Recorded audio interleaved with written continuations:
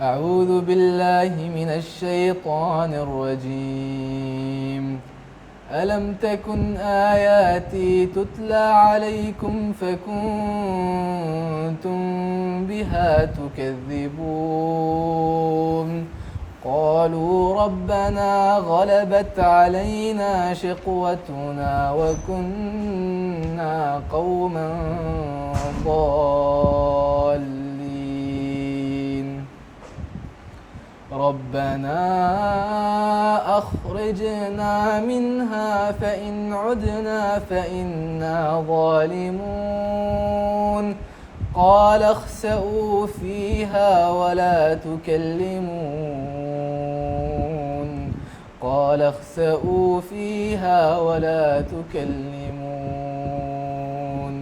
إنه كان فريق من عبادي يقولون ربنا آمنا فاغفر لنا وارحمنا وأنت خير الراحمين. فاتخذتموهم سخريا حتى أنسوكم ذكري وكنتم منهم تضحكون. إني جزيتهم اليوم بما صبروا أنهم هم الفائزون. صدق الله العظيم. بسم الله الرحمن الرحيم. الحمد لله رب العالمين والصلاة والسلام على سيد المرسلين وعلى آله وصحبه أجمعين ومن اتبعهم بإحسان إلى يوم الدين. أما بعد،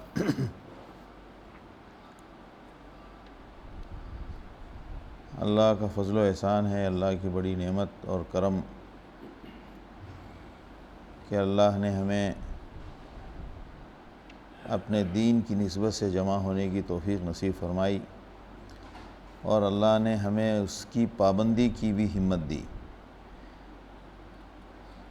اور دین زندہ رکھنے کے لیے اس کی محنت جو بھی جاری ہے اس کی پابندی ضروری ہے۔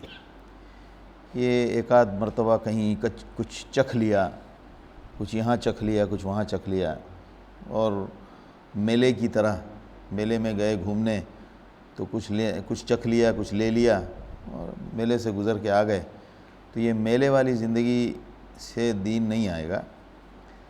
اس کو سنجیدگی سے دین کو فکری سطح پر سمجھنا چاہیے۔ فکری سطح پر یعنی اس کی آئیڈیولوجی کو سمجھنا چاہیے، ایموشنلی کہ ہمارا ریلیشن ہے، اس سے تعلق ہے، لگاؤ ہے، تو چونکہ ہماری اس سے نسبت ہے اس لیے وہ اچھا ہے۔ جیسے کہ ہماری عادت ہے، میں فلاں ملک کا رہنے والا ہوں، تو میرے کو اس ملک سے محبت ہونا تو اچھی بات ہے، لیکن وہ ملک بھی اچھا ہے اس لیے کہ میں وہاں کا ہوں، یہ کسی کے اچھا ہونے کی لاجک نہیں ہے، یہ فکری لاجک نہیں ہے۔ ہو سکتا ہے میں کسی ایسے ملک کا رہنے والا ہوں جو واقعی بہت اچھا نہیں ہے، لیکن اس ملک سے محبت ہوگی، یہ فطری بات ہے، اسلام اس کو منع نہیں کرتا، کیونکہ انسان جہاں رہتا ہے، جہاں پیدا ہوتا ہے، اس سے محبت ہونی چاہیے۔ لیکن یہ ماننا بھی کہ وہ اچھا ہے تو یہ صرف اس لیے کہ میں وہاں رہتا ہوں اس لیے اچھا ہے، یہ لاجک غلط ہے۔ اس کی لاجک، اچھا ہونے کی لاجک ایک الگ چیز ہے اور محبت ایک الگ سبجیکٹ ہے۔ لہذا دین ہمارا دین ہے، ہمیں اس سے محبت ہے، تو آپ ہی کون سا کمال کر رہے ہیں؟ جو قادیانی ہے اس کو اپنی قادیانی سے محبت ہے، جو عیسائی نصرانی ہے اس کو اپنی کرسچنیٹی سے محبت ہے، جو یہودی ہے اس کو اپنی یہودیت سے محبت ہے، بہت محبت ہے، اتنی محبت ہے کہ اس کے جیسی محبت نہیں کسی کو۔ ہر دنیا کے مذہب کا یہی حال ہے، تو اب اس کو محبت ہے تو اس کا مطلب ہے کہ وہ دین بھی اچھا ہے؟ نہیں، یہ لاجک سیدھی نہیں ہے۔ تو اس میں تو ہم سب برابر ہیں، یعنی ہمیں اپنے مذہب سے محبت ہے تو اس میں تو ہم دوسروں کی طرح ہیں، تو ہمارا فرق کہاں سے شروع ہوتا ہے؟ ہمارا فرق یہاں سے شروع ہوگا کہ ہم یہ سمجھنا شروع کریں کہ ہمارا مذہب جس سے ہمیں محبت ہے صرف اس لیے اچھا ہے کہ ہمارا ہے، یا اس لیے کہ اس کے اندر اچھائی کی یہ بنیادیں ہیں اور یہ وجوہات ہیں؟ یہ جب تک سمجھیں گے نہیں تو صرف مسلمان ہونے سے یہ بات سمجھ میں نہیں آئے گی کہ یہ اسلام اچھا کیوں ہے یا اسلام حق پر کیوں ہے۔ وہ اسلام حق پر کیوں ہے اس کو سمجھنا پڑے گا، اس کو سننا پڑے گا، اور وہ ایک دو بار کے مجلس میں بیٹھنے سے نہیں ہو سکتا ہے، بلکہ اس کو بار بار سنتے رہنے سے پھر بات بیٹھتی ہے کہ بھائی یہ بات اتنی صاف، اتنی حقیقت کلیئر ہے کہ اسلام ہی مذہب اچھا ہے۔ اب ہم آپ سنتے ہیں جیسے یہ مذہب اچھا ہے، کیوں؟ آسمانی مذہب ہے، تو آسمانی مذہب دوسرے بھی دعویٰ کر رہے ہیں، جیسے کہ عیسائی بھی نصرانی بھی دعویٰ کر رہے ہیں، جس کو ہم لوگ عام طور سے عیسائی کہتے ہیں۔ بعض لوگ عیسائی کہنا پسند نہیں کرتے کیونکہ عیسیٰ علیہ السلام کے دین پر تو ہے ہی نہیں، اس لیے قرآن نے ان کو عیسائی کہیں بھی نہیں کہا ہے، قرآن نے ان کو کیا کہا ہے؟ نصارہ۔ تو لہٰذا آسمانی کہتے ہیں کہ وہ ہمارا بھی مذہب آسمانی ہے، یعنی عیسیٰ علیہ السلام کا بہر آسمانی تو مذہب ہے نا، دوسرے لوگ بھی کہتے ہیں۔ تو اب اور وجوہات، ایک ایسی وجہ تک ہم پہنچے۔ اب یہ ایک بار کسی سے آپ نے کہا کہ بھائی ہمارا مذہب اس لیے اچھا ہے کہ آسمانی ہے، تو آپ کو دوسرا جواب میں کہے گا کہ ہمارا بھی آسمانی ہے۔ پھر وہ کہے گا کہ بھائی ہم جس پر یقین رکھتے ہیں اس کے اندر یہ بات ہے، تو بہت ساری چیزیں مشترک ہو سکتی ہیں، لیکن ہمیں ان سب کو جواب دیتے جا کے پھر بات ایک جگہ پہ پہنچے گی جہاں پر وہ لاجواب ہو جائیں گے، اور ظاہر سی بات ہے وہ لاجواب ہونے والا جو پوائنٹ ہے یا جو وہ لاجواب ہونے والی جو لاجک ہے وہ صرف اسلام میں ہے۔ اسلام ہی لاجواب کر سکتا ہے، کیوں کہ جتنے سوالات اٹھائیں گے وہ اپنے مذہب کے تعلق سے، وہ ساری چیزیں جواب کے لائق ہیں۔ لیکن اسلام کے اندر کہ اللہ کے رسول صلی اللہ علیہ وسلم پر قرآن اترا، اب قرآن چیلنج کرتا ہے کہ بھائی یہ اس کے علاوہ دوسری کوئی کتاب آسمانی اس وقت موجود نہیں ہے، اس پر ایمان لانا ہے۔ اب یہ آسمانی ہے تو تورات اور زبور بھی آسمانی ہے، تو قرآن کہتا ہے کہ اس کی ایک بھی آیت پیش کرو جس میں یہ ثابت ہو کہ یہ وہی آیتیں ہیں جو آسمان سے نازل ہوئی ہیں۔ اور پھر قرآن کی شکل میں قرآن یہ چیلنج کرتا ہے کہ آسمانی کتاب قرآن آسمانی ہے، اس کے لیے الفاظ تو ملتے جلتے ہیں، لیکن ایک کام کرو تم اس جیسا، پہلے تو کہا کہ قرآن کے جیسی کوئی بات لے کر آؤ، پھر کہا 10 سورتیں لے کر آؤ، پھر کہا ایک سورت بھی لے کر آؤ، فَأْتُوا بِسُورَةٍ مِّن مِّثْلِهِ۔ اب یہ چیلنج ہوا تو یہاں پر اب بندہ لاجواب ہو گیا کہ بھائی یہ تو واقعی یہ تو آسمانی کتاب ہے، مطلب اس کا جواب دے نہیں سکتے۔ آپ رامائن 50 لکھ ڈالیں، بلکہ وہ تو ہے ہی، وہ تو ڈیٹیکشن ہی ہے وہ بھی، اور یہ بھی آپ کا ڈیٹیکشن ہی ہے انجیل۔ اس میں کتنی باتیں آسمانی ہیں بالکل واللہ عالم، یہ تو پولس کی پورا اس کا املا ہے جو اس نے لکھوایا، اور اپنے اس پہ وہ انجیل کی شکل میں محفوظ والی انجیل تو بالکل ہے نہیں، وہ تو لوگ جو اس سے استفادہ کرتے ہیں، اس کا حوالہ دیتے ہیں، وہ ان کو لاجواب کرنے کے لیے حوالہ دیتے ہیں، ورنہ اس میں تو بالکل ان کے پاس کہاں کیا محفوظ تھا واللہ عالم۔ وہ تو ساری دنیا جانتی ہے کہ یہ تو اس کا ڈیٹیکشن ہے، کس کا؟ پولس کا۔ تو لہٰذا ہمارا مذہب، ہم اسلام کو سچا دین سمجھتے ہیں اور ہمیں اس سے محبت ہے، محبت ہونا میں تو سب مشترک ہیں، لیکن یہ سچا مذہب ہے، یہ سچا کیوں ہے، یہ ہمیں سیکھنا پڑتا ہے اور یہ ہمیں جاننا پڑتا ہے، اور یہ جاننے سیکھنے سمجھنے کے لیے ہمیں مستقل یعنی دین سمجھنے والی مجلسوں میں شریک ہوتے رہنا پڑے گا، اور جتنا شریک ہوں گے اتنا ہمارے نالج کا درجہ اوپر جائے گا، اور اتنا ہمارا اسلام پر ہمارا ایمان اور یقین مضبوط ہوگا کہ واقعی یہ سچا دین ہے۔ یہ ایک دو مجلسوں میں نہیں ہوتا ہے، اور ظاہر سی بات جس کو یہ شوق ہوگا اس کو یہ فائدہ ہوگا، جس کو شوق نہیں ہوگا اس کا فائدہ نہیں ہوگا۔ اور اسلام، اصل کمال کا اسلام کیا ہے کہ وہ فکری اسلام ہونا چاہیے، آئیڈیالوجی والا ہمارا جو ایمان ہونا چاہیے نا، وہ آئیڈیالوجی والا ہونا چاہیے، مطلب کہ ہم اس کے آئیڈیاز کو سمجھیں اور اس کی حقیقت کو جانیں، اور فکر کی حد تک ہم اس کو سمجھیں، جذبات کی حد تک نہیں۔ تو وہ تو بہرحال سیکھنا پڑتا ہے، اور سیکھتے سیکھتے بات آتی ہے۔ آپ اسی لیے دیکھیں جو لوگ پڑھتے ہیں، میں نے اکثر کہا ہے، بار بار کہتا ہوں کہ جو لوگ پڑھتے ہیں وہ جتنا زیادہ پڑھتے ہیں ان کو اتنا ہی زیادہ یہ احساس بڑھتا جاتا ہے کہ ہمیں کچھ نہیں آتا ہے۔ جس کو یہ احساس ہو گیا کہ مجھے آتا ہے، تو اسی وقت آپ فیصلہ کر سکتے ہیں کہ اس کو کچھ نہیں آتا ہے۔ کسی کو کچھ نہیں آتا ہے، اس کی سب سے بڑی پہچان یہ ہے کہ اس کو یہ فیلنگ ہو کہ مجھے آتا ہے۔ لہٰذا آپ خود تجربہ کر کے دیکھ لیں گے، جتنا مطالعہ کریں گے، جتنا پڑھتے جائیں گے، آپ کو یہ احساس بڑھتا جائے گا، یار ہمیں تو بہت باقی ہے پڑھنا، بہت باقی ہے پڑھنا، کچھ پڑھا ہی نہیں ہم نے، سب باقی ہے۔ کبھی کبھی تو ایسا لگتا ہے کہ سب باقی ہے، کچھ پڑھا ہی نہیں۔ حقیقت بتا رہا ہوں، ابھی میں تو خیر اس حالت سے گزر رہا ہوں، اور معلوم ہے یہ جتنا ہم پڑھیں گے اتنا لگے گا، ارے کچھ نہیں پڑھا، کچھ نہیں پڑھا، ابھی یہ باقی رہ گیا، یہ دیکھنا رہ گیا، وہ دیکھنا رہ گیا، یہ دیکھنا رہ گیا، اور حقیقت جہاں جائیں ہر جگہ نئی بات ملتی ہے۔ تو یہ تمہید کا مقصد یہ تھا کہ پابندی سے، حاضری سے اسلام یعنی فکری طور پر ہمارا درجہ بلند ہوتا ہے، اور اسلام اسی کا نام ہے، اسی کو قرآن کہتے ہیں۔ اللہ کے رسول صلی اللہ علیہ وسلم نے فرمایا کیا؟ قُلْ هَذِهِ سَبِيلِي أَدْعُو إِلَى اللَّهِ عَلَى بَصِيرَةٍ، یہ میرا راستہ ہے، میں اور میرے ساتھ چلنے والے جو میری امت کے لوگ ہیں، وہ اس کی دعوت دیتے ہیں بس علی بصیرہ، علی وجہ البصیرہ، یعنی سمجھ بوجھ کے۔ ایسا نہیں کہ ہم مسلمان ہیں اس لیے ہم سب کو اس کی دعوت دیں، جیسا کہ کرسچینٹی نے وہ مشن بن گیا ان کا، لہٰذا وہ پوری دنیا میں انہوں نے اس کو پھیلایا۔ کس لیے؟ اسلام کی دشمنی میں پھیلایا، اور اپنے یعنی اندھی محبت میں، اپنے مذہب سے اندھی محبت کے نام پر پھیلایا، ورنہ بصیرت تو نہیں تھی وہاں۔ بصیرت ہوتی تو بصیرت کیا بولے گی کہ جو کام صحیح ہے اس کی تربیت دو، جو کام درست ہے۔ اب علی وجہ البصیرہ ایک مثال بتاتا ہوں۔ ایک بندہ فلمی دنیا میں کام کرتا ہے، اگر اس کے اندر بصیرت ہوگی تو وہ اپنے بچوں کو کبھی بھی اس لائن میں آنے نہیں دے گا، یہ بصیرت ہے۔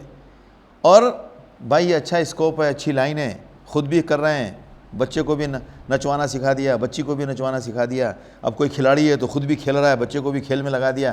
اب آج کل تو ہمارے بھی نوجوان کہتے ہوں گے کہ بھائی وہ تو اچھا کریئر ہے، اس میں کیا بیڈ ہے، اتنا فیمس ہوتا ہے آدمی، اتنا پیسہ، سیلیبریٹی ہو جاتا ہے، اور دنیا جہان کا اتنا پیسہ ہو جاتا ہے کہ جتنے بڑے بڑے مشہور کھلاڑی ہیں سب کے پاس اپنے اپنے جہاز ہیں، پانی جہاز، ہوائی جہاز، سب ہیں ان کے پاس، سب کے پاس پرسنل ہے۔ تو اتنا زبردست کریئر ہے تو اس میں کیا خرابی ہے؟ تو خرابی تو یہ ہے کہ بصیرت نہیں ہے۔ اگر بصیرت ہوتی تو پتہ چلتا کہ خرابی ہے۔ کھیلنا بری بات نہیں ہے، خوب کھیلیں آپ، لیکن کھیل کریئر نہیں ہے۔ کریئر کیا ہوتا ہے؟ کوئی ایسا پیشہ یا کوئی ایسی مہارت جو دنیا میں انسانیت کی تعمیر کے کام آئے، تخریب کے کام نہ آئے۔ لوگ مشہور ہو جانا یہ تعمیر نہیں ہے، زیادہ دولت کما لینا یہ تعمیر نہیں ہے۔ تعمیر یہ ہے کہ مثال کے طور پر اب انسانی ضرورت میں گھر کی تعمیر کا مسئلہ ہے، کنسٹرکشن ایک تعمیری کام ہے، اس میں کسی نے مہارت پیدا کی، سمجھ میں آتا ہے اس سے ہزاروں لوگوں کو فائدہ ہوگا، اور ہزاروں چیزیں بنتی ہیں، سڑکیں بنتی ہیں، عمارتیں بنتی ہیں، پل بنتے ہیں، سمندر میں پل بنتے ہیں، اور دنیا جہان کے کام ہیں جو اس سے وجود میں آتے ہیں، ڈیم بنتے ہیں، دنیا کا کام ہے انجینئرنگ میں۔ اسی طرح میڈیکل ہے، وہ ایک پیشہ ہے، وہ ایک زبردست پیشہ ہے اگر مافیا نہ ہو تو۔ ایجوکیشن ایک زبردست پیشہ ہے، انڈسٹری ہے وہ ایک زبردست پیشہ ہے، مینوفیکچرنگ ایک زبردست تعمیری کام ہے، یہ سب تعمیری کام ہے۔ لیکن فلم انڈسٹری یہ تعمیری کام نہیں ہے، اس میں تو آپ کو دو چیز آپ کی ضائع ہوگی لازم، پیسہ ضائع ہوگا، وقت ضائع ہوگا، تو تقریب ہوا۔ کھیل ہے، IPL کھیل ہے، ابھی ختم ہو گیا شاید، تو اب اس میں کتنا وقت خراب ہو رہا ہے، نماز خراب ہو رہی ہے، پوری دنیا اس میں لگی ہے، جوان لگے ہیں، بوڑھے لگے ہیں، گھر میں لگے ہیں، اندر لگے ہیں، باہر لگے ہیں، سفر میں لگے ہیں، مسقط میں لگے ہیں، سہار میں لگے ہیں، بیچ پہ لگے ہیں، پار میں لگے ہیں، جہاں بھی ہے سب ساری دنیا اسی میں لگی ہے، وقت بھی خراب ہوتا ہے، پیسہ بھی خراب ہوتا ہے، وہ تقریبی کام ہے۔ اب چونکہ دنیا کا ہمارا ضمیر اتنا مر گیا ہے کہ ہمیں وہ تقریب نظر نہیں آ رہی ہے، لیکن ہے وہ تقریب۔ تو وجہ البصیرہ کسے کہتے ہیں؟ بصیرت یہ ہے کہ انسان درست کو درست سمجھنے کی صلاحیت موجود ہو، یہ ہے بصیرت۔ اب جب ہم درست کو درست سمجھنے کی صلاحیت ہم سے چھن گئی تو ہم تو دل پہ مہر لگی، قرآن اسی کو تو کہتا ہے ختم اللہ علی قلوبہم، ہم نے ان کے دلوں پر مہر لگا دی، مطلب بصیرت کا ملکہ ختم ہو گیا۔ تو اسلام کو اس معیار پر سننا سمجھنا ہے کہ ہمارے اندر بصیرت پہ جائے۔ قل هذه سبیل ادعو الی اللہ علی بصیرۃ انا ومن اتبعنی، جو میرا ماننے والا ہے، جو میرے راستے پر چلنے والا ہے، وہ بھی اس حقیقت کی طرف یعنی دین کی طرف، اسلام کی طرف رہے گا اور بلائے گا۔ کیسے بلائے گا؟ سمجھ بوجھ کے، علی بصیرہ۔ تو یہ جو ہم محنت کرتے ہیں وہ یہ کہ ہمارے اندر وہ بصیرت پروان چڑھے، ہماری وہ بصیرت میں ترقی ہو، ہماری اس بصیرت میں گہرائی آئے۔ یہ سننے، سیکھنے، سمجھنے سے آتا ہے۔ یہی بصیرت دیکھیں حضرت ابوبکر صدیق رضی اللہ تعالیٰ عنہ میں امت میں سب سے زیادہ تھی، سب سے زیادہ تھی۔ ابھی ہم لوگ کا تذکرہ جو حضرت ابوبکر صدیق رضی اللہ تعالیٰ عنہ پر چل رہا ہے، اب انشاءاللہ چونکہ اس میں جو زیادہ تر تبصرے ہیں وہ زیادہ تر تاریخ میں، حضرت ابوبکر کی تاریخ میں جو اب باقی مطلب زیادہ تر جو اس میں سیرت میں لکھا ہوا آتا ہے وہ تو زیادہ تر وہ ہے جنگوں کا تذکرہ، جو ہم تقریباً سرسری طور پر سنیں گے، چونکہ جنگوں کی جو تفصیلات ہیں وہ مقامات معلوم ہو جائے کہاں کہاں جنگ ہوئی۔ تو خیر کہنا یہ تھا کہ حضرت ابوبکر صدیق رضی اللہ تعالیٰ عنہ کے بارے میں صحابہ کہتے تھے کہ آپ صلی اللہ علیہ وسلم نے ایک مرتبہ فرمایا، اللہ کے رسول نے خطاب دیا تھا، فرمایا ان اللہ خیر عبدا بین الدنیا و بین ما عندہ، کہ اللہ رب العالمین نے بندے کو اختیار دیا ہے کہ دنیا میں اور رہنا ہے یا ہمارے پاس آنا ہے۔ تو فاختار ذلک العبد، تو اس بندے نے جو اللہ کے پاس ہے اس کو اختیار کیا۔ آپ نے اپنا نام نہیں لیا، بس کنایے میں بات کیا آپ نے۔ تو حضرت ابوبکر رونے لگے، حضرت ابوبکر صدیق رونے لگے، فبا ابو بکر، تو فعجبنا لبکائہ، تو سارے صحابہ کہہ رہے ہیں ہمیں تو عجب ہو گیا کہ اللہ اس میں رونے کی کیا بات ہے۔ ایک بات آپ صلی اللہ علیہ وسلم نے فرمائی کہ ایک بندے کو اللہ نے اختیار دیا ہے دو معاملے کا، کہ دنیا میں رہنا ہے یا ہمارے پاس آنا ہے، تو اس نے اللہ کے پاس جانے کا پسند کیا، اس میں رونے کی کیا بات ہے۔ لیکن بیچ میں کومنٹ ہے ایک چھوٹا سا، وَكَانَ أَبُو بَكْرٍ أَعْلَمَنَا، ہم نہیں روئے، ابو بکر رو پڑے، اس کی وجہ یہ ہے کہ ہم میں سب سے زیادہ بصیرت والا ابو بکر تھا، اسے معلوم پڑا کہ اس جملے میں کہانی کیا ہے، ہمیں نہیں پتہ چلا، اسے پتہ چل گیا کہ یہ جملہ، اس جملے کے اندر ڈیٹیل کیا ہے، اس کنایے کے اندر نشانہ کیا ہے، بات کیا ہے، اس کا یعنی مقصد کیا ہے اس کا۔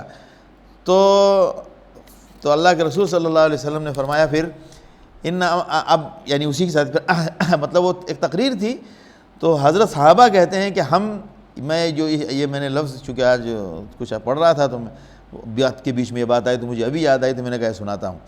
تو حضرت ابوبکر کے بارے میں یہ جملہ اعلمنا کیا ہے، بصیرت، یہ چیز بصیرت، ہم وقت پہ سمجھ لیں بات کیا ہے، یہ اللہ کی طرف سے ملتی ہے۔ لہٰذا جس کا جتنا ایمان بلند ہوگا، علم بلند ہوگا، اتنی بصیرت ہوگی۔ لہٰذا حضرت ابوبکر صدیق رضی اللہ تعالیٰ عنہ کے بارے میں دوسرا لفظ نہیں کہا صحابہ نے، یہ بخاری ہے، یہ کتاب ہے بخاری ہے، کیا لفظ فرما رہے ہیں، اعلمنا، حضرت ابوبکر ہم میں سب سے زیادہ علم والے تھے۔ اس علم کا مطلب کیا ہوا کہ ان کے پاس جو بصیرت تھی وہ بصیرت ہم کو نہیں تھی۔ تو یہ جو ہم محنت کرتے ہیں اس محنت کا مقصد یہ ہے کہ ہمارے اندر بصیرت پیدا ہو، ہم موقع پر، اور یہ ظاہر سی بات ہے صحبت، تربیت، علم کی برکت سے یہ پیدا ہوتا ہے۔ تو حضرت ابوبکر صدیق رضی اللہ تعالیٰ عنہ کے زمانہ 2 سال 4 مہینے کم و بیش جس پر ہم کافی تقریر سن چکے۔ آخری ان کے زمانے کی جو جنگ ہے، حضرت ابوبکر صدیق کے زمانے کی کچھ واقعات ہیں جس کو ہم ذکر کرنا ضرورت نہیں چاہتے کیونکہ اس کا ہماری تربیت سے تعلق نہیں، وہ علمی باتیں ہیں۔ اس میں خاص بات جو حضرت ابوبکر صدیق کی ہے کہ انتقال کے بعد سے وہ حضرت اسامہ کے لشکر کو بھیجنے سے لے کر مستقل نبوت کا، جھوٹی نبوت کا جہاں جہاں دعویٰ ہوا، سب کی جا کے خبر لی حضرت ابوبکر صدیق، ان سب کا خاتمہ کیا۔ اور اس کے بعد جہاں مسلمانوں کے خلاف کہیں کسی نے، زیادہ تر جو واقعے ہوئے ہیں حضرت ابوبکر صدیق کے زمانے میں، وہ مرتدین کا، جو لوگ مرتد ہوتے ہیں، انہوں نے کہا کہ ہم زکوٰۃ نہیں دیں گے، ہم نہیں مانتے وغیرہ، پلٹ گئے اسلام سے، ان سے مقابلہ کیا اور ان کو دوبارہ اسلام میں واپس لائے۔ حضرت ابوبکر صدیق کے ہاتھ میں کے کارناموں میں اسلام میں لانے کا کارنامہ بہت زیادہ شامل ہے۔ آپ صلی اللہ علیہ وسلم کی نبوت کے اعلان کے بعد شروع میں جو لوگ مسلمان ہوئے ہیں ان میں سے اکثر کی تعداد عشرہ مبشرہ کی ہے۔ عشرہ مبشرہ میں سے 6 لوگ وہ ہیں جو حضرت ابوبکر صدیق کے کنونس کرنے پر مسلمان ہوئے۔ عشرہ مبشرہ میں سے 6، حضرت عثمان ہو گئے، حضرت علی کو چھوڑ گئے حضرت عثمان ہو گئے، سعد بن وقاص ہو گئے، حضرت طلحہ ہو گئے، حضرت ابو عبیدہ، سب 6 ان کے کھاتے میں ہیں، اور باقی تو بڑی تعداد ہے۔ ایک بڑی تعداد شروع میں جو سابقین اولین کے جو ایک دم ابتدا کے لوگ ہیں، ان میں سے زیادہ تر لوگوں کے مسلمان ہونے میں حضرت ابوبکر صدیق کی دعوت اور تبلیغ کا ہاتھ ہے۔ سب کو جا کے سمجھاتے تھے اور آپ صلی اللہ علیہ وسلم کی خدمت دلاتے تھے کہ دیکھیے یہ مسلمان ہونے کے لیے حاضر ہوا ہے۔ اب یہاں بھی دیکھیں، اب انتقال کے بعد ارتداد کا معاملہ ہوا، سب یہ کارنامہ بھی حضرت ابوبکر صدیق میں کھاتے میں آیا، لہٰذا اس وقت جتنے لوگ مرتد سب ارتداد کے پورے فتنے کو ختم کر دیا۔ حضرت ابوبکر صدیق کے زندگی کا کارنامہ، سب سے بڑا کارنامہ یہ ہے کہ فتنہ ارتداد کا صفائی کر دیا، میدان صاف کر دیا۔ اس کے بعد اب ظاہر سی بات ہے لگاتار سلسلہ جاری ہے، اور حضرت خالد ابن ولید اس وقت سمجھیے آرمی چیف تھے، جہاں کہیں بھی جا رہے ہیں، بعض روایتوں میں تو ذکر ہے کہ بعض لوگوں نے پہلے ہی میدان چھوڑ دیا یہ کہہ کر کہ خالد ہے اس میں، خالد آمدن، خالد، بعض لوگوں نے کہا کہ خالد آمد، حضرت عمر کے زمانے میں بھی مطلب اس فارس کی طرف تو وہ کہتے تھے کہ خالد، اگر خالد ہے جنگ میں تو پھر پہلے ہی کلیئر کر لو۔ اللہ تعالیٰ نے اسی لیے حضرت بکر صدیق رضی اللہ تعالیٰ عنہ نے ایک موقع پر کہا تھا، عاجزت الامہات ان یلدن مثل خالد ابن ولید، مائیں عاجز ہیں، یعنی اب کوئی ماں خالد ابن ولید جیسا بیٹا جن نہیں سکتی، اتنے کارنامے ان کے حصے میں۔ تو اللہ نے ایک صلاحیت بخشی تھی بے شک بے مثال، اور جہاں بھی اس وقت جتنے بھی جنگیں ہوئے ہیں، مقابلہ اور ٹکراؤ، سب جگہ حضرت خالد ابن ولید عموماً سردار ہیں۔ پھر حضرت ابوبکر صدیق کے زمانے میں آخر میں بڑی جنگ جو ہوئی وہ یرموک والی ہوئی۔ یرموک اس سے پہلے تبوک کی جنگ ہو چکی تھی، تبوک بھی اسی علاقے میں شام، اور یرموک بھی ادھر ہی ہے۔ یرموک آج سمجھیے آپ شام اور وہ جو علاقہ ہے وہ شام اور اردن سے ملا ہوا ہے، تبوک بھی اسی طرف ہے شام میں۔ تو یرموک میں بھی حضرت ابوبکر صدیق رضی اللہ تعالیٰ عنہ کے زمانے میں وہ جنگ ہوئی۔ اس فتح کے بعد سمجھ لیجئے اس طرف کا پورا خطہ، مصر اور آگے آپ چلے جائیں اندلس تک، وہ دروازہ کھل گیا، پورا ترکی وغیرہ وغیرہ سب پورا دروازہ کھل گیا۔ لہٰذا وہاں اس سرحد کو وہاں فتح ہونے کے بعد یہ سب حضرت ابوبکر صدیق کے زمانے میں یہ پورا علاقہ ایک دم صاف ہو گیا، ایک دم میدان صاف ہو گیا۔ اب بات آگے بڑھتی چلی گئی۔ یہی وجہ ہے کہ حضرت عمر رضی اللہ تعالیٰ عنہ کا جب زمانہ آیا تو آج جو آپ کا رشیا ہے، یعنی جو پورے یہ جو ممالک ہیں، آذربائیجان وغیرہ وغیرہ، یہ سب ارمینیا، سب پورا علاقہ حضرت عمر، پورا ایران، افغانستان کی سرحدوں تک حضرت عمر رضی اللہ تعالیٰ عنہ ہر 2-4 دن پہ خبر آ رہی، ہاں یہ علاقہ بھی فتح ہو گیا، یہ علاقہ بھی فتح ہو گیا، یہ علاقہ بھی فتح ہو گیا۔ یہ سب اسی لیے کسی نے کہا تھا کہ یہ جتنے ممالک ہیں ابھی بھی عرب جو ممالک ہیں، یہ سارے کے سارے اللہ کے رسول صلی اللہ علیہ وسلم نے بنی بنائی حالت میں فتح کر کے یہ ممالک دیے ہیں، اور ہم ان ممالک کو جس انداز سے اللہ کے رسول صلی اللہ علیہ وسلم کے زمانے سے حوالے کیا گیا، ہم نے اب الٹا کام شروع کر دیا ہے، ہم نے الٹا کام شروع کر دیا ہے، یعنی غیر مسلموں کی آبادی، غیر مسلموں کی کھلا ان کا اختیار اور ان کا زور اور سارا ان کی سیاست کا غلبہ، یہ سب چیزیں بہت افسوسناک ہیں، اور یہ اس امانت کو صحیح سے سنبھال نہ پانے کی مثالیں ہیں۔ لہٰذا آپ صلی اللہ علیہ وسلم نے فرمایا تھا کہ جزیرۃ العرب کو خالی کرو ان لوگوں سے، اور ہم جناب وہ بڑے بڑے ان کے عبادت خانے بنا کے دے رہے ہیں۔ اسلام میں اس کی کنڈیشن ہے، اسلام میں اس کے حدود ہیں کہ کس کام کے لیے رواداری کے بھی حدود ہیں۔ اگر ایز اے ایکول پارٹنر اگر سب کو کنسیپٹ کیا جائے تو پھر تو اسلام کی حقانیت کا کوئی معنی نہیں رہ جاتا ہے۔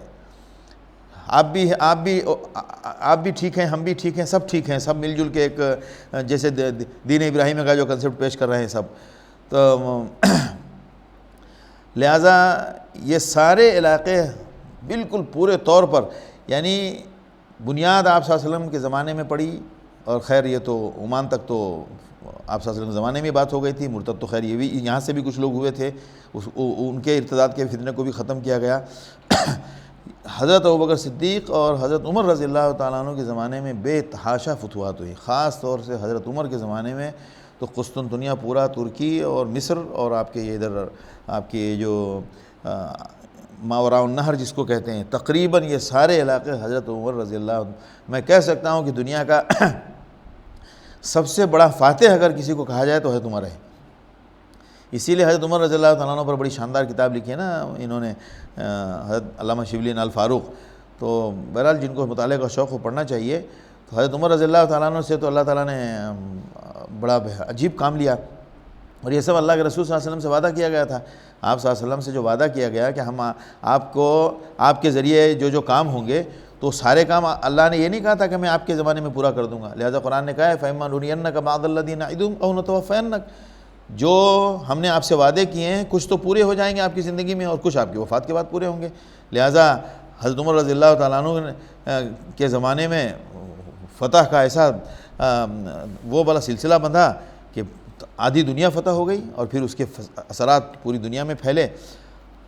ہمیں بھی اسلام کی نسبت سے جذبہ رکھنا چاہیے، جیسا کہ میں نے کہا تخریبی کریئر نہ بنا کے کنسٹرکٹیو یعنی تعمیری ذہن کی تعلیم حاصل کر کے ہم اگر اسلامی بنیاد پر اچھی تربیت رکھیں تو ہم اپنے فیلڈ میں دین کا بہت کام کر سکتے ہیں۔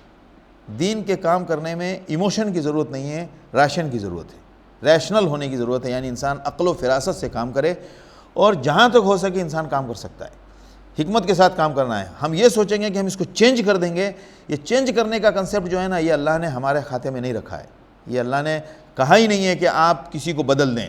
قرآن نے کہا انک لا تہدی، you are not able to change anybody, آپ کسی کو ہدایت نہیں دے سکتے۔ انک لا تہدی من احببت ولکن اللہ یہدی من یشاء، یہ تو اللہ چینج کرتا ہے، لیکن آپ کا کام کیا ہے؟ بلغ ما انزل الیک، جو آپ کو دیا گیا ہے آپ پہنچانے میں کوتاہی نہ کریں۔ ہم یہ نہ چاہیں کہ دنیا یہ ہو جائے دنیا وہ ہو جائے، ہم یہ ضرور چاہیں کہ ہم حق بات بتائیں، صحیح بات کیا ہے، اور صحیح بات کیسے بتائیں گے جب تک ہم صحیح بات سمجھ ہی نہیں پائے، ہم نے جانا ہی نہیں کہ حقیقت کیا ہے۔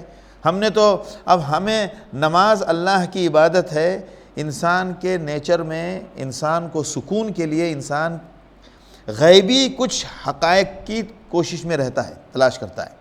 اس فلسفے کو سمجھنا پڑے گا۔ اس فلسفے کو سمجھیں تو پھر ہم یہ بتائیں گے کہ بھائی انسان کے نیچر میں اللہ نے ایک ایسی طبیعت رکھی ہے، لہٰذا اس کا حل کیا ہو۔ تو قرآن میں اللہ نے فطرت نے نیچر میں جو انسان کے ایک طلب رکھی ہے، اس طلب کا سولوشن ہونا چاہیے۔ وہ سولوشن کیا ہونا چاہیے؟ وہ سولوشن صرف اللہ بتائے گا۔ مثال کے طور پر اللہ نے ہمارے جسم میں ایک طلب رکھی ہے بھوک کی، ٹھیک ہے، یعنی ہمارے جسم میں طلب ہے نا، ہمیں بھوک لگتی ہے۔ اب بھوک کے بعد کھانا کیا ہے یہ کون بتائے گا؟ انسان کی بھوک تو سب کچھ کھا لے گی، کتا بھی کھا لے گی، بلی بھی کھا لے گی، بندر بھی کھا لے گی نہیں کھا لے گی، بھوک تو نہیں جانتی کسی چیز کو۔ لیکن یہ انسان کو جاننا پڑے گا کہ کیا کتا بلی بندر بھی کھانے کی چیز ہے؟ وہ تو کہیں سنا ہے کہ وہ تو زندہ بندر کو ٹیبل میں پھنسا کے اس کو زندہ اس کے کھوپڑی کو کاٹ کے اس کے بھیجے کو وہیں سے کھاتے ہیں۔ یہ تو ہم نے ادھر سنا ہے، ہانگ کانگ میں شاید غالباً کچھ اسٹوڈنٹ ہیں، ایک دم زندہ لائیو بندر کو ادھر اس کا ٹیبل بنا ہوا ہے ایسا، اس کو باضابطہ ایسے لا کے پھنساتے ہیں، اس کی کھوپڑی خالی اوپر رہتی ہے، اس کی کھوپڑی اوپر سے کاٹتے ہیں، اس کے بھیجے کو لائیو زندہ کھاتے ہیں۔ اور یہ چائنا والے تو آپ کو معلوم ہے، آپ نے ویڈیو میں تو ہزار دیکھا ہوگا کہ کوئی کاکروچ کھا رہا ہے، کوئی بچھو کھا رہا ہے، کوئی چھچھندر کھا رہا ہے، کوئی چوہا کھا رہا ہے نا۔ ہماری طرف ایک برادری ہے جس کا نام ہی ہے وہ چوہا خور، وہ اس کا نام ہے موسہر، ہمارے یہاں موسا کہتے ہیں چوہے کو، یعنی وہ ہندی کا ورڈ ہے، تو اسی سے موسہر ایک برادری ہے۔ اس کا کام کیا ہے؟ وہ کھیتوں میں جو چوہے جو کھیتوں کو خراب کرتے ہیں وہ اسی کا شکار کر کے اس کو کھاتے ہیں، عام طور سے کھاتے ہیں وہ۔ تو ہر جگہ الگ الگ قوم ہے، بلکہ اب تو ویڈیو پہ آپ آج تو ساری دنیا دیکھ سکتی ہے، بازار لگا ہوا ہے، سانپ کھا رہے ہیں، کیا کیا کھا رہے ہیں۔ تو انسان کو اللہ نے ایک طلب دی ہے کھانے کی، بھوک ہے، لیکن اس طلب کو مٹانا کیسے ہے یہ گائیڈ صرف خدا ہی کرے گا، دوسرا کوئی نہیں کر سکتا ہے۔ لہٰذا یہ کھانا ہے، یہ نہیں کھانا ہے۔ اسی طرح ہماری طبیعت میں ایک اللہ نے طلب رکھی ہے کہ میں اپنے دل کی سکون اور راحت کے لیے مجھے کچھ کرنا ہے، میں کیا کروں؟ یعنی دل میں ایک طلب پیدا ہو رہی ہے کہ کسی کے ساتھ جا کے، کسی بڑے کے سامنے جا کے میں اپنا سر ٹیکوں، یا میں کسی سے جا کے کسی کے ساتھ کسی کے سامنے اپنے اندر کی وہ بات جو زبان پہ لانے کی ضرورت نہیں ہے، خاموش میرے سمندر میں جو خاموش موجیں ہیں ان موجوں کو دیکھنے والی کوئی ذات ہو، یہ ایک طلب ہے ہمارے اندر۔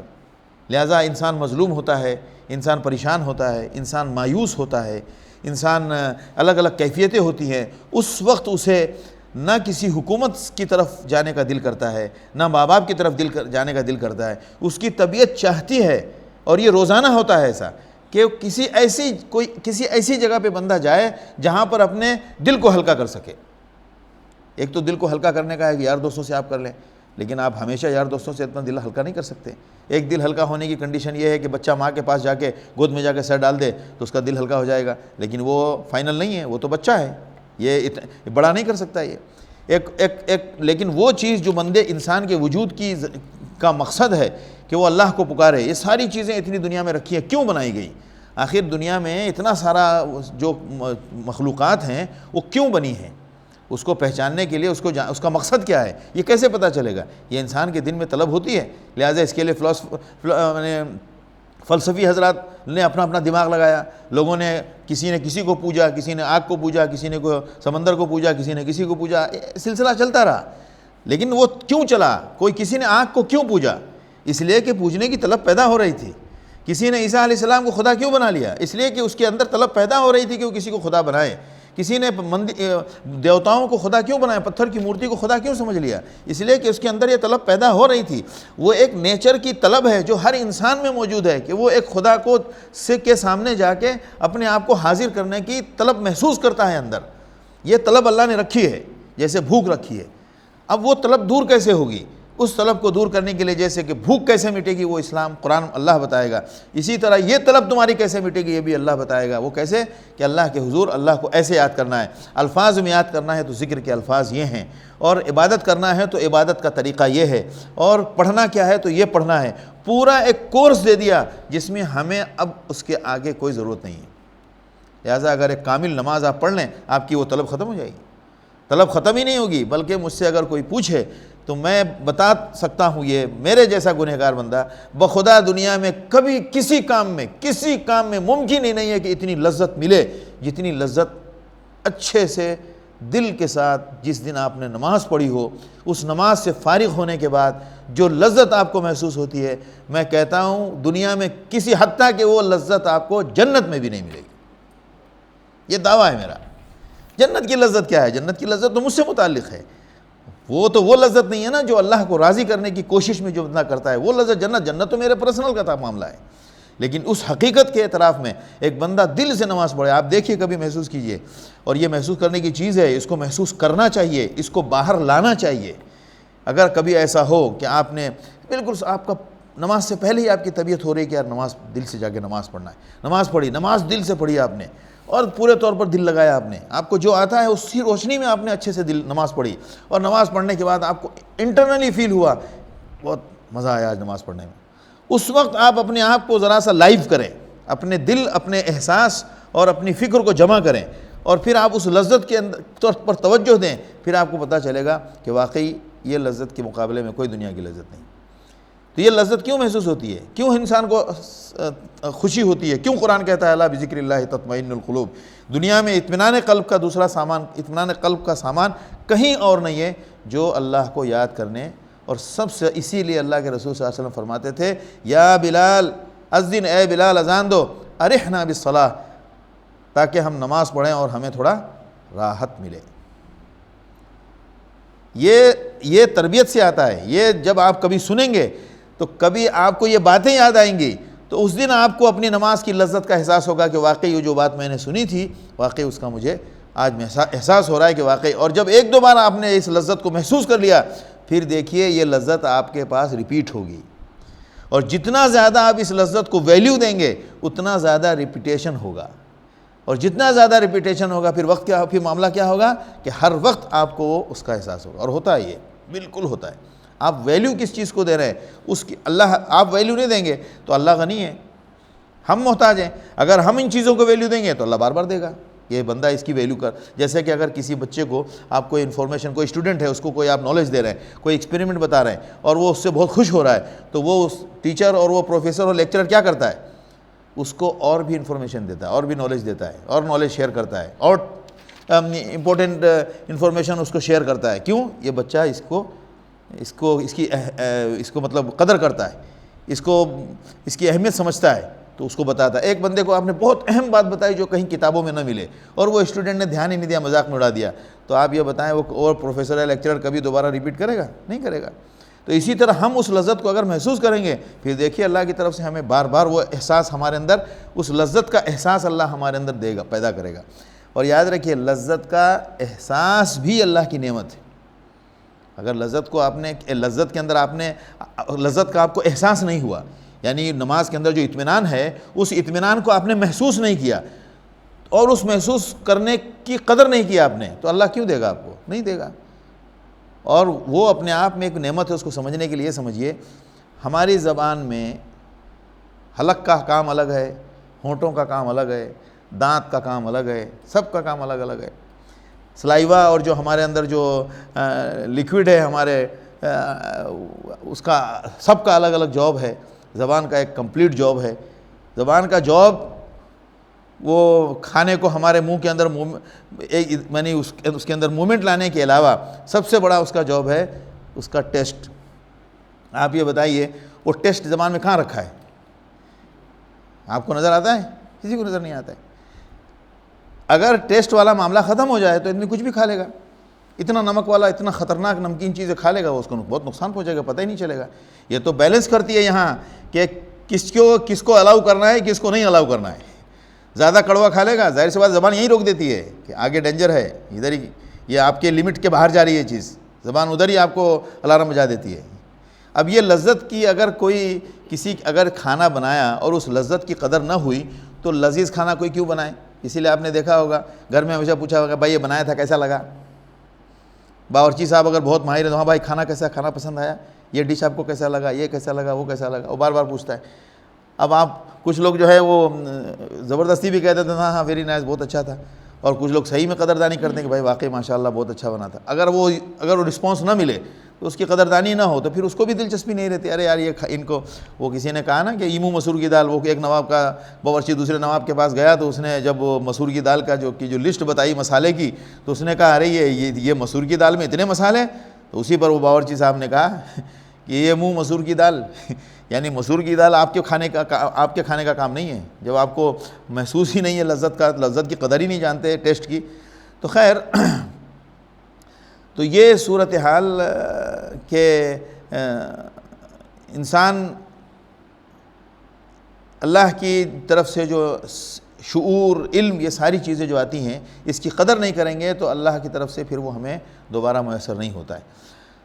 تو حضرت ابوبکر صدیق رضی اللہ تعالیٰ عنہ کے اوپر جو ہم لوگ بات کر رہے تھے کہ حضرت ابوبکر صدیق رضی اللہ تعالیٰ عنہ نے اپنے زمانے میں یعنی پورا علاقہ حضرت عمر رضی اللہ تعالیٰ عنہ کے زمانے تک پورا علاقہ مسلمانوں کے قبضے میں آیا، اور ہم اس کو سنبھال نہیں سکے، اور ہم اس کو جیسا کرنا تھا اس کے ساتھ قدر وہ ہم نے نہیں کی، ہم اپنا جاب بھول گئے۔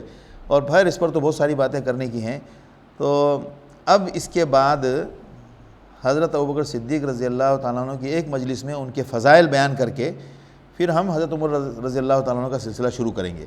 لیکن حضرت ابوبکر صدیق رضی اللہ تعالیٰ عنہ کے سارے میں جو حدیث میں فضائل اور ان کے مناقب آئے ہیں وہ سننا بھی ضروری ہے، کیونکہ تب پتہ چلے گا کہ حضرت ابوبکر صدیق رضی اللہ تعالیٰ عنہ کی شان کتنی بلند ہے، اور ہم آپ صلی اللہ علیہ وسلم کی سنت پر کیسے عمل کریں۔ ہم نے تو چند ذکر والے اعمال معمولات کو دوہرا لینے کا نام سمجھا ہے نبی کی سنت، اور اللہ کے حضرت ابوبکر صدیق رضی اللہ تعالیٰ عنہ کے نزدیک سنت یہ بھی تھی کہ اگر کوئی مرتد ہو رہا ہے تو اس کے لیے محنت کرنا، اگر کہیں جنگ قافلہ لشکر لے جانے کی ضرورت ہے تو اللہ کے رسول لشکر لے کے گئے لہٰذا ہم بھی لشکر لے کے جائیں گے۔ سنت صرف کپڑے کی اور کھانے پینے کی سنت نہیں تھی۔ یہ دیکھیں کہ حضرت ابوبکر نے کس سنت پر عمل کیا اور کیسے عمل کیا۔ آپ دیکھیں، میں بار بار اس کو دہرانا نہیں چاہتا، لیکن کتنی ایسی سنتیں جو وقت کے تقاضے کے اعتبار سے بہت ضروری ہے ان پر عمل کرنا، اس پر ہماری توجہ نہیں ہے، لیکن کھانا کھانے کے لیے بیٹھ کے کھانا کھانے کی سنت کو ہم بھری مجلس میں کرسی چھوڑ کے نیچے بیٹھ جاتے ہیں۔ آپ کو کس نے کہا کہ نیچے بیٹھ کے کھانا سنت ہے؟ کس نے کہا کہ نیچے بیٹھ کے کھانا سنت ہے؟ بیٹھ کے کھانا سنت ہے، افضل ہے، کھڑے ہو کر بھی کھایا جا سکتا ہے، بیٹھ کر پینا سنت ہے، کھڑے ہو کر بھی پیا جا سکتا ہے۔ آپ صلی اللہ علیہ وسلم نے کھڑے ہو کے بھی پانی پیا ہے۔ اگر کہیں ضرورت ایسی ہوئی کہ کھڑے ہو کر پیشاب کرنے میں پیشاب سے کہ نجاست سے بچنا ممکن ہے تو کھڑے ہو کر پیشاب بھی کیا جا سکتا ہے۔ آپ صلی اللہ علیہ وسلم سے کھڑے ہو کر پیشاب کرنا بھی ثابت ہے۔ کئی سچویشن ایسی ہو سکتی ہے کہ بیٹھنے میں کپڑے کے اوپر چھینٹے پڑنے کا خطرہ ہو، ایسی صورتحال ہو، اور کھڑے ہو کر پیشاب کرنے میں ناپاکی سے بچنے کا امکان ہو تو اس کا امکان ہے۔ لیکن اس سنت پر تو ہم اتنا اہتمام کرتے ہیں کہ اس سے بدگمان، اس سے بدگمان، اس سے جھگڑا، اس سے لڑائی، وہ سب چلے گا، لیکن کسی کو دیکھ لیا کھڑے ہو کر پانی پیتے ہوئے، کیا ہے دیکھیں ان کو، مولانا صاحب ان کو پانی پینے کی سنت نہیں معلوم۔ یہ سنت پر تو اتنی ٹینشن ہے، باقی یہ جب غیر مسلموں کے ساتھ کیسے معاملہ کرنا ہے، کیا برتاؤ کرنا ہے، ہمیں کب کون سا قدم اٹھانا ہے، وہ والی سنت ہمیں پتہ ہی نہیں۔ سنت خالی ہم اس سنت کو اہمیت دیتے ہیں جس سنت پر ہم پابندی سے عمل کریں۔ تو پتہ کیا چلا نبی کی سنت کی ٹینشن نہیں ہے، ہماری سنت کی ٹینشن ہے.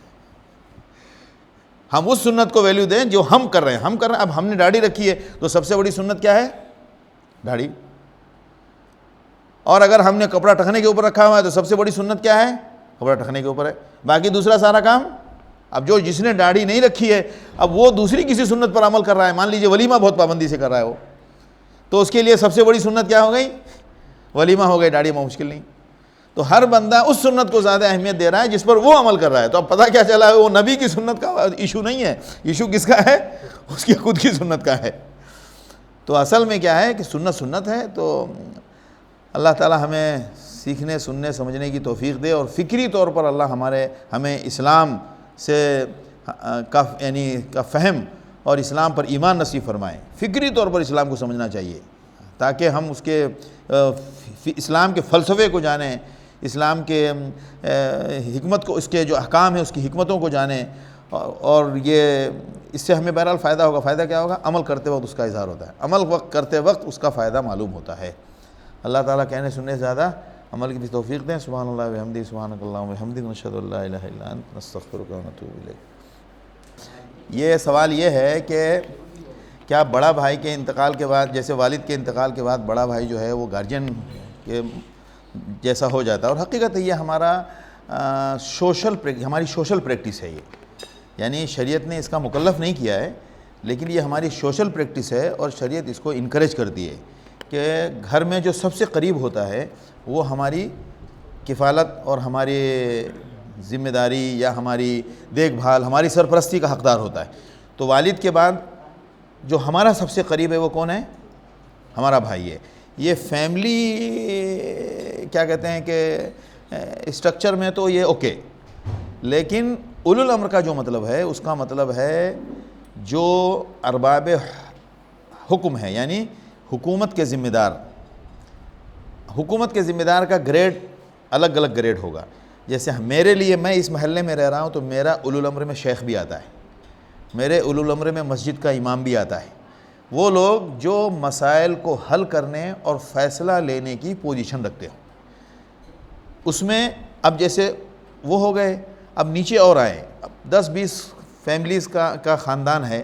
اب اس میں کچھ بڑے ہیں، ان بڑوں کی ماننا، لیکن اس کی قانونی حیثیت جو ہے اولو الامر کی، وہ ہے حکومت کی سطح پر جو ہمارے حکومت کے ذمہ دار حضرات ہوتے ہیں وہ، اور قاضی ہو گئے، حاکم ہو گئے، جج ہو گئے، اور بعض وزراء کو بھی ہم کہہ سکتے ہیں. اور دوسرا علماء، اہل علم بھی ان میں شامل ہیں. جیسے اب جیسے اس ملک میں مفتی صاحب نے یا مفتی صاحب یا بڑے علماء نے کوئی شریعت کے معاملے میں، کسی بھی معاملے میں شرعی حکم کچھ دیا تو ہمیں ان کو ماننا پڑے گا. اب اس کے ساتھ ایک کنڈیشن ہے، اگر شرط ہے کہ اس میں اللہ کے کسی حکم کی نافرمانی نہ ہو رہی ہو. لا طاعۃ لمخلوق فی معصیۃ الخالق. اگر اللہ کے کسی حکم کی نافرمانی ہو رہی ہے تو پھر دنیا میں کسی کی بھی بات ماننے کا اجازت نہیں ہے. ہاں، گھر کی ایک ہی قربانی عورت کی طرف کی جا سکتی ہے.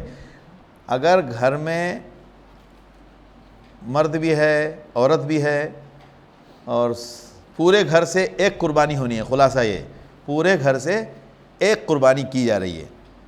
اب وہ قربانی پر، جانور پہ نام عورت کا دیا جا سکتا ہے کیا؟ بالکل دیا جا سکتا ہے، تاکہ عورتوں کو بھی شکایت نہ رہے. ایک سال شوہر کی طرف سے کر لے، ایک سال بیوی کی طرف سے کر لیں، کوئی مسئلہ نہیں ہے. لیکن ایک فیملی کی طرف سے ایک قربانی سنت ادا ہو جاتی ہے.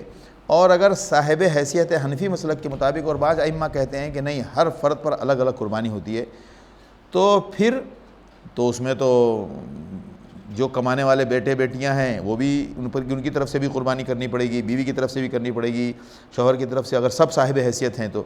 اور اگر پورے گھر سے اس حدیث پر عمل کر رہے ہیں جس میں پورے گھر سے ایک قربانی ہو رہی ہے، تو اب چاہے اس میں شوہر کا نام ڈال دیں، چاہے بیوی کا نام ڈال دیں. جو زیادہ ہیوی پڑ رہی ہے جھگڑا ختم کرنے کے لیے اسی کا نام ڈال دیں.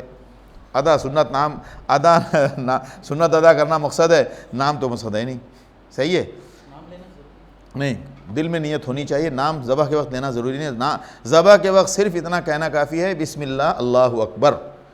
آپ کے دل میں جس نیت سے آپ نے جانور خریدا ہے اس نیت کو آپ دل میں سوچ لیے، اسی کا نام نیت ہے. اصل ذبح بسم اللہ اللہ اکبر. اگر آپ نے یہ کہہ دیا اللہم ھذا منی لک و الیک، بسم اللہ اللہ کافی ہے. میری طرف سے بس دل میں سوچ لیا میری طرف سے اللہ اکبر. وہ جو پڑھ کے وہ پورا کاغذ لے کے لوگ پڑھ کے کرتے ہیں وہ اس میں تو کام ہو جاتا ہے. وہ بیچارہ بکرا جو ہے وہ پریشان ہو جاتا ہے اتنی دیر سے میری گردن پکڑ کے رکھا ہے. عورت قربانی کا جانور ذبح بھی کر سکتی ہے. ذبح کے شرائط میں مرد ہونا ضروری نہیں ہے. ذبح کا جو کرائٹیریا ہے اس میں مرد شرط نہیں ہے. اس میں حلال ہونے کے لیے مسلمان ہونا شرط ہے اور غیر اللہ کے نام پر ذبح نہیں ہونا چاہیے. بسم اللہ آپ نے پہلے پڑھ لیا بعد میں پڑھ لیا چلے گا. بعض علماء کے یہاں ہے کہ بسم اللہ شرط ہے، لہذا دو چیزیں مین ہیں. قبلہ کی طرف رخ کرنا بھی شرائط میں نہیں ہے، مستحب ہے. ذبح کرنا معلوم ہونا چاہیے، گردن کٹنی نہیں چاہیے. خالی یہ دو جو ایک سانس والی یہ پانی والی اور ایک کھانے والی جو دو رگیں ہیں یہ کٹنی چاہیے. ودین خون والی دو رگیں، ودین دو خون کی جو رگیں ہیں وہ کٹنی چاہیے. تو یہ مین ہے.